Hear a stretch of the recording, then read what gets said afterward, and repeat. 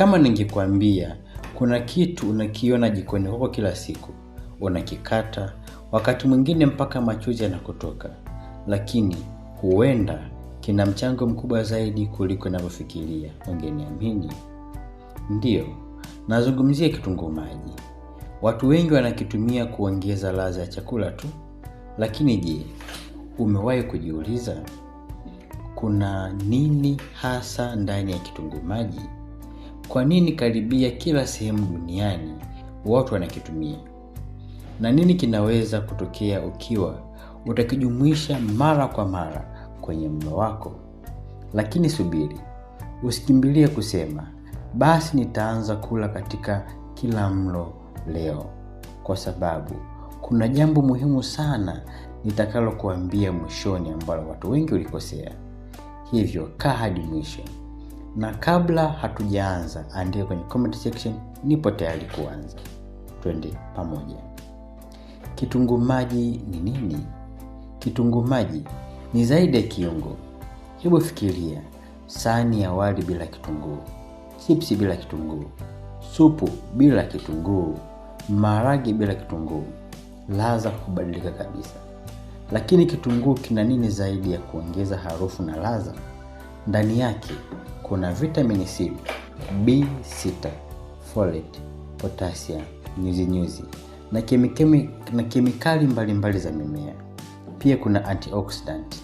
Hivi ni vitu vinavyosaidia mwili kupambana na uharibifu wa seli. Mwili wako kila siku unakutana na uchafu wa mazingira, msongo wa mawazo, mabadiliko mbalimbali ya mwili. Na ndiyo maana kula mboga mbalimbali ni muhimu. Lakini safari bado inaanza. Faida ya pili, huenda ikasaidia mwili wako kujilinda. Je, umewahi kuugua mafua ghafla? Asubuhi unaamka mzima, jioni mwili umechoka, pua imeziba, kichwa kinauma. Hapo ndipo mfumo wa kinga unapofanya kazi. Kinga ya mwili ni kama askari wanaolinda mwili wako. Na askari hawa wanahitaji msaada. Msaada huo unatokana na chakula bora, usingizi mzuri, mazoezi, maji ya kutosha. Virutubisho vilivyopo kwenye mboga kama kitunguu vinaweza kuwa sehemu ya mfumo huu wa lishe. Lakini hapa kuna kosa ambalo wengi hufanya. Wengi huamini nikila kitunguu leo sitaugua tena. Si hivyo. Hakuna chakula kinachotoa kinga ya miujiza. Afya nzuri hujengwa taratibu. Faida ya tatu ni kuhusu afya ya moyo. Moyo wako hufanya kazi kila saa. Pia hufanya kazi masaa 24. Unasukuma damu kila sekunde. Fikiria kazi hiyo. Wataalamu wengi wa lishe hupendekeza kula mboga na matunda kwa sababu mfumo wa kula kwa ujumla una mchango mkubwa katika afya ya moyo. Lakini kuna swali nataka nikuulize. Unakumbuka mara ya mwisho kula mboga nyingi ilikuwa lini?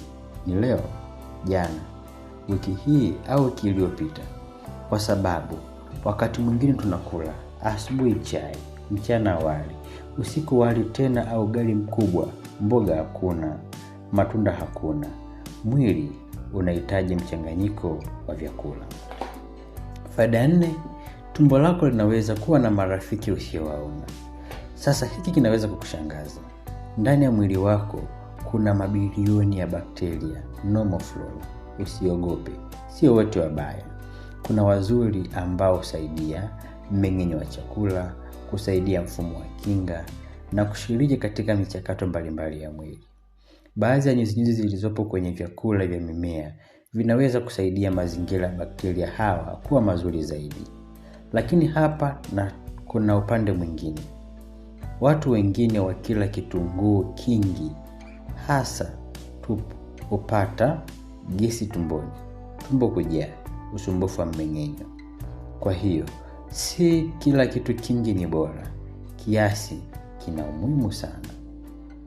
Kabla tujaendelea, kama unapenda maudhui ya afya, lishe na kujifunza kuhusu magonjwa yasiyoambukiza kama kisukari, shinikizo la damu, magonjwa ya moyo na ugonjwa ya vidonda vya tumbo na mengineyo. Tunacho kitabu cha magonjwa yasiyoambukizwa ambacho kinapatikana kwa gharama ya shilingi 5,000 kwa nakala laini yani soft copy, na nakala ngumu hard copy shilingi 10,000. Ndani yake utapata elimu rahisi ya kueleweka kwenye lugha ya Kiswahili, njia za kujikinga na mbinu za kuboresha afya yako. Kwa maelezo zaidi tupigie namba 0767443887. Tuendelee. Afya ya ngozi inaweza kunufaika zaidi. Kila mtu anapenda ngozi nzuri, lakini watu wengi hutafuta sabuni kali, krimu nyingi au bidhaa ghali sana, wakati wakisahau jambo moja: kile unachokula kina mchango pia. Mwili wako hutumia virutubisho kutoka katika chakula katika mchakato mbalimbali ikiwemo afya ya ngozi. Lakini niseme jambo muhimu: usitarajie kula kitunguu leo alafu kesho uso uangaze kama taa. Mabadiliko hayatokei mara moja. Mwendelezo ni jambo la msingi. Mabadiliko mara nyingi huja kwa muda fulani. Watu wengi hukosea hapa. Sasa kuna jambo muhimu sana. Mitandao imejaa maneno kama kula kitunguu kwa siku 7 na magonjwa yote yataisha.